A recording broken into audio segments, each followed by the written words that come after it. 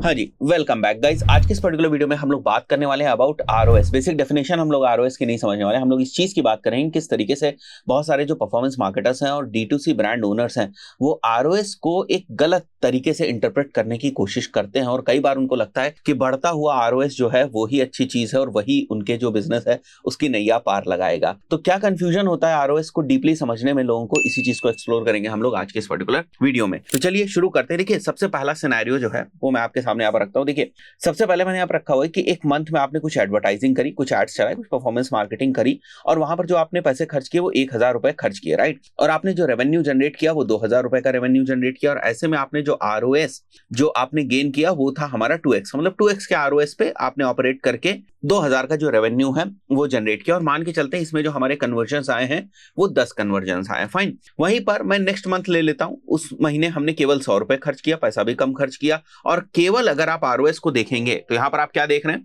कि जो आपका आरओएस है वो तो 3x का है। तो आपको क्या लगेगा कि ये चीज तो बहुत ही अच्छी है, अब हम इसी स्ट्रैटेजी के ऊपर काम करेंगे। बट क्या होता है, देखिए यहां पर जब आपने 100 रुपए खर्च किए और आपका जो रेवेन्यू केवल 300 का था, उस पर्टिकुलर केस में आपका आरओएस तो 3x था बट आपका जो कन्वर्जन है वो काफी कम था, एक ही कन्वर्जन केवल आपको आया और जो आप रेवेन्यू देख रहे हैं केवल 300 का जो रेवेन्यू है वो आपने जनरेट किया। मान लिया 100 रुपए में आपने यहां पर 500 का भी रेवेन्यू जनरेट कर लिया होता, एग्जांपल केवल मैं मान रहा हूं, 500 का रेवेन्यू जनरेट कर लिया होता तो ये 5x का आरओएस हो जाता। तो अगर इसी बेसिस पर आपको डिसीजन लेना है तो आप बोलोगे ये चीज तो बहुत ही अच्छी है, ये चीज तो बहुत गड़बड़ है। बट लॉजिकली आप इस चीज को समझने की कोशिश करें, जो आपका प्रॉफिट निकल के आता है ना वो आपके रेवेन्यू से निकल के आता है। फॉर एग्जाम्पल मेरा 10% का प्रॉफिट है, रेवेन्यू मैंने 500 का किया, 10% का प्रॉफिट है तो मेरे को प्रॉफिट कितने का हुआ, 50 रुपए का। क्लियर है यहां तक बात। अब यहां पर हमने रेवेन्यू कितना किया था, 2,000 रुपए का, 2,000 रुपए का हमने रेवेन्यू किया था, इसमें 10% का प्रॉफिट है अगर, तो मेरा नेट प्रॉफिट कितना हुआ यहां पर, 200 रुपए का। तो अब आप मेरे को बताओ कि ये चीज ज्यादा अच्छी है या ये चीज ऊपर वाली। तो बशर्ते आपको ये जरूर लग रहा होगा कि भाई यहां पर तो 2x आरओएस है तो ये चीज ठीक नहीं है, यहां पर 3x आरओएस है तो ये चीज ठीक है। तो केवल आरओएस ही नहीं मेजर किया जाता है, एक्चुअली आपको जो एक्चुअल फोकस करना है वो इस बात के ऊपर फोकस करना है कि मेरा जो प्रॉफिट है वो कितना है। और जब भी, ये बात ध्यान रखिएगा, जब भी आप स्केलेबिलिटी की तरफ जाते हैं, स्केल करने जाएंगे चीजों को, आप देखेंगे कि आपका जो आरओएस है वो हमेशा ड्रॉप करेगा जब भी आप स्केल करने जाएंगे। बट आपको क्या मेक श्योर करना है, हाँ ये चीज आपको जरूर ध्यान रखनी कि भाई 2x के आरओएस पे हम प्रॉफिटेबल हों। मतलब अगर हमारा नेट प्रॉफिट है तो 10% का हमारा नेट प्रॉफिट यहां पर हो रहा है या 12% का हमारा नेट प्रॉफिट हो रहा है। मैं कह रहा हूं अगर हमारे पास प्रॉफिट का स्कोप है, यहां पर थोड़ा सा बफर है और जो है हमारा आरओएस थोड़ा सा डिक्रीज भी हो रहा है, तो उस केस में क्या होगा, अगर हमारा आरओएस थोड़ा सा डिक्रीज होगा तो यहां पर जो हमारी प्रॉफिट मार्जिन 10% थी वो घट के 8% हो जाएगी। फिर भी मैं अगर उसकी बात करूं तब भी मैं 160 रुपए यहां पर बना रहा हूं, यहां पर मैं कितने रुपए बना रहा हूं, 50 रुपए। तो at the end of the day matter क्या करता है कि आप प्रॉफिट कितना बना रहे हैं। तो ज्यादा से ज्यादा आपको रेवेन्यू लेकर जाना। हाँ ये एक समस्या हो जाएगी, फॉर एग्जाम्पल आपका आरओएस केवल 1x आ रहा है, ठीक है, 2,000 रुपए का रेवेन्यू जनरेट करने के लिए आपको 2,000 रुपए जो है वो खर्च करने पड़ रहे हैं, फिर तो गड़बड़ हो जाएगी, यहां पर तो चीजें गड़बड़ है, फिर यहां पर आपकी प्रॉफिट मार्जिन नहीं रहेगी। बट अगर आप 2x के आरओएस पे प्रॉफिटेबल हैं तो आप इसको स्केल करने की सोचिए, यहां जो रेवेन्यू है इसको बढ़ाने की सोचिए, जो कि आपका प्रॉफिट बकेट जो है उसको बड़ा करेगा। आप लॉजिक समझ गए किस तरीके से लोग इसको गलत लेते हैं। वो समझते हैं बस आरओएस ही सब कुछ है, बस आरओएस किसी तरीके से हमारा जो है वो इंक्रीज हो रहा है। नहीं, आरओएस अगर आपने थोड़ा सा इंक्रीज भी कर दिया और आपने नंबर ऑफ ऑर्डर्स अपने नहीं बढ़ाया, अपना रेवेन्यू नहीं बढ़ाया, तब भी आपके लिए समस्या है। कितना आप आरओएस को इंक्रीज कर करके आप कितना प्रॉफिट बना लेंगे अगर आप उसको स्केल नहीं करेंगे। लॉजिक समझ में आ रहा है। तो ज्यादातर हमारा फोकस स्केलेबिलिटी के ऊपर होना चाहिए, आरओएस पे उतना ही फोकस होना चाहिए जहां तक हम प्रॉफिटेबल है, राइट। सो यही पॉइंट मैंने यहां पर नोट करके भी लिखा हुआ है, make sure you are not pushing ROS to high and killing your volume. इतना आरओएस के चक्कर में आप मत पड़ जाओ कि आपका जो कन्वर्जन के वॉल्यूम है वही छोटे हो जाए। केस नंबर 2 जहां पर हम आरओएस को थोड़ी सी गलत तरीके से इंटरप्रेट करते हैं, दैट इज कि आरओएस ना एक शॉर्ट टर्म गोल है, हमेशा हमारे लिए लॉन्ग टर्म गोल कभी भी आरओएस नहीं होता है। क्योंकि फॉर एग्जांपल मैं मान के चलता हूं मेरा कोई अगर डी2सी ब्रांड है, ठीक है, मेरी कोई डी2सी ब्रांड है, यहां पर मेंशन कर देते हैं, और यहां पर मैं बहुत सारे कस्टमर्स को एक्वायर कर रहा हूं, फाइन। सो फॉर एग्जाम्पल मैंने आपको एक्वायर करने के लिए, एक कस्टमर हो आपने मेरे से कुछ 200 रुपए का सामान खरीदा, आपको एक्वायर करने के लिए मेरे को 100 रुपए खर्च करने पड़ गए। तो यहां पर आप देखोगे कि 2x का आरओएस है, तो जब आप यहां पर देखोगे कि यहां पर 2 का जो आरओएस हमको देखने को मिल रहा है, तो इसके हिसाब से तो लगेगा बहुत ही गड़बड़ चीज है। बट व्हाट इफ ये वाला जो पर्सन है ये हर महीने मेरे से 100 रुपए की चीजें खरीदता है, तो एक्विजिशन कॉस्ट तो मुझे एक बार पड़ी ना, और वो 12 बार मेरे से अगर एक महीने के लिए एक साल में खरीदेगा तो 1200 का मैंने रेवेन्यू जनरेट किया। तो 100 रुपए खर्च करके 12 और 2 14, मतलब 1400 का हम लोगों ने रेवेन्यू जनरेट किया। सो यहां पर कॉन्सेप्ट किस चीज का आता है? Game is LTV. Short term में आपको चीजें समझनी, आरओएस इज फाइन, राइट।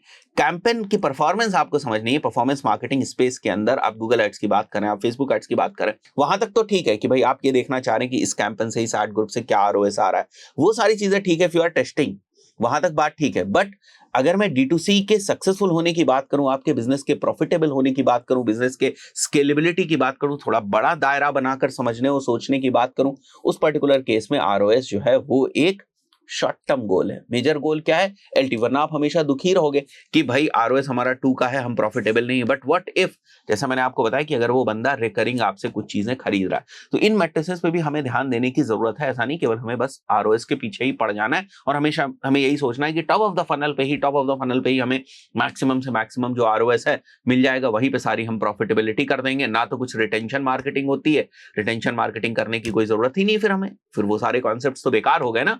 अगर हमें टॉप ऑफ द फनल में एक ही बार बेच के जो कस्टमर है उससे सारा आरओएस हमें निकाल लेना है। हाँ, कुछ एक्सेप्शंस हो सकते हैं जहां पर आपका जो नेचर ऑफ बिजनेस उस तरीके का हो। मान के चलते हैं कि कुछ ऐसा एक्सेप्शन बन रहा है कि आपका नेचर ऑफ बिजनेस इस तरीके का है जहां पर केवल आपको एक ही बार जो है वो प्रोडक्ट बेचना है, तो उसमें फिर आपको दूसरी चीजें बहुत ज्यादा कैलकुलेट करने की जरूरत पड़ेगी कि भाई मेरा ग्रॉस मार्जिन कितना है। वो सारी चीजों को ध्यान में रखते आप ये मेक श्योर करते हैं कि 3-4 का आरओएस अगर मेरे को मिल रहा है तो मैं प्रॉफिटेबल हूं। ऐसा ना हो कि 10 के आरओएस पे भी आप प्रॉफिटेबल नहीं हो रहे, फिर वहां तो प्राइसिंग स्ट्रेटजी का पंगा है। मतलब आपने प्राइसिंग ही गलत रख रखी, मतलब 1000 रुपए का सामान बेचने में आपके 100 रुपए लग रहे हैं और उसके बाद भी आप प्रॉफिटेबल नहीं हो, तो गलती किसकी है? गलती फेसबुक एड्स, गूगल एड्स की नहीं, गलती आपकी प्राइसिंग स्ट्रेटजी की। लॉजिक समझ में आ रहा होगा, है ना। थर्ड अगर मैं बात करूं, सो आरओएस एट्रीब्यूशन भी एक प्रॉब्लम है जिसकी वजह से आरओएस आपकी कभी भी बहुत ही प्राइमरी मेट्रिक नहीं हो सकती है। बट ये उतनी इंपॉर्टेंट चीज नहीं, बट आप समझ लीजिए। देखिए क्या होता है, एट्रीब्यूशन को हम लोग इस तरीके से समझते हैं कि कई बार जो टॉप ऑफ द फनल के जो हमारे एड कैंपेन्स होते हैं उनको जो है कोई पर्सन देखता है, उसके ऐड देखता है, वहां से हमारी वेबसाइट के ऊपर जाता है, बट कन्वर्जन नहीं करता है। कन्वर्जन वो जनरली कहां पर करता है? वो मिडिल ऑफ द फनल वाले कैंपेन से कर देता है, या जो हमारे रीमार्केटिंग वगैरह campaigns, bottom of the funnel वगैरह में जो कैंपेन्स हमारे चल रहे होते हैं उन कैंपेन से जो है वो कन्वर्जन कर देता है।